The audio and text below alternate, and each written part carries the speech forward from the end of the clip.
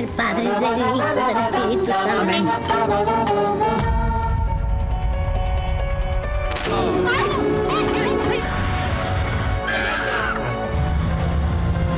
¡Próxima salida! ¡Vamos! ¡Basta! ¡Turbo Rotonda!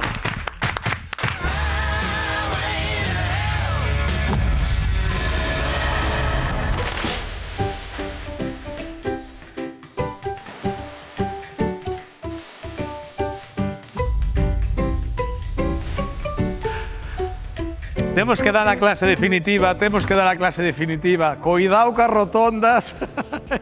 Parece por aí un coche na cama, non pasa nada, non pasa nada.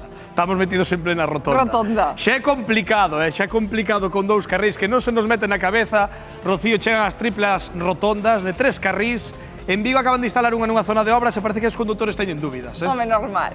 Estamos ante unha rotonda de 3 carrís, poderíamos estar ante a rotonda definitiva que ordene o tráfico, pero que, claro, para ordenar o tráfico e non desordenalo, hai que saber como coller esa rotonda, como andar por ela. Así que, Alba, contanos a ver como funciona.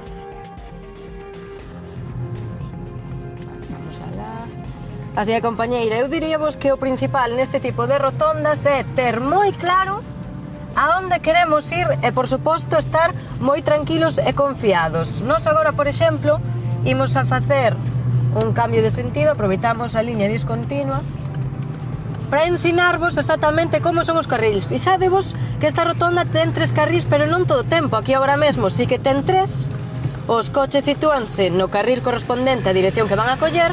E aquí pasa a ter soamente un. Por qué? Porque este é o carril interno que estamos empregando nós para dar a volta e facer un cambio de sentido. Collemos a saída, mirando sempre aos lados que non choquemos con ninguén que veña ao lado, e saímos da rotonda. Se non vos quedou claro, non vos preocupedes, porque ao longo do programa explicareivos ben exactamente en que caso se utiliza cada carril, e eu recomendo-vos o importante iso, estar tranquilos se vos toca vir a Vigo ou se sodes de aquí, porque eu entendo que conducir por aquí dá un pouco de respeto.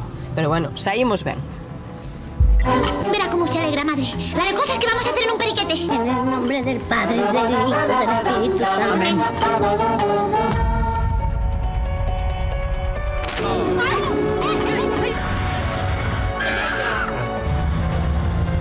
¡Próxima salida! ¡Vamos! ¡Basta!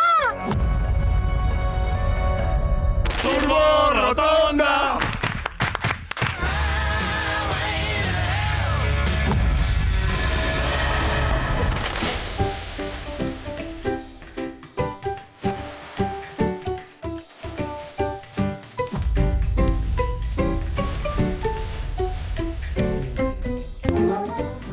E é que as rotondas de Vigo xa son conocidas, diría eu, en Galicia, máis xa directamente no mundo inteiro. Fixadevos que hoxe na Hora Galega traémosvos unha masterclass exclusiva para que saibades coller ben as rotondas de 3 carrís, que entendo eu que non as hai en moitos dos nosos povos e vilas. Fixadevos, o máis importante é estar tranquilos, que eu entendo que nos podemos poñer un pouquichiño nerviosos porque nestas rotondas hai varios carrís, moitos coches e moitos e moitas non saben ben como facer. O segundo que temos que facer é ter claro a onde queremos ir. Fixadevos, cada carril ten a dirección pola que deberíamos ir. Se queremos ir para a dereita, primeira saída, ou seguir de fronte, que no caso que estades vendo en pantalla sería a segunda saída, deberemos coller o carril da dereita. Pero se queremos ir para a esquerda, ou neste caso para a terceira saída, deberemos coller o carril do medio. E se queremos facer un cambio de sentido ou directamente, que nos equivocamos e debemos dar outra vez a volta á rotonda, deberemos coller sempre o carril de dentro. Así que xa sabedes, as rotondas de 3 igual que as de 2 e que as de 1.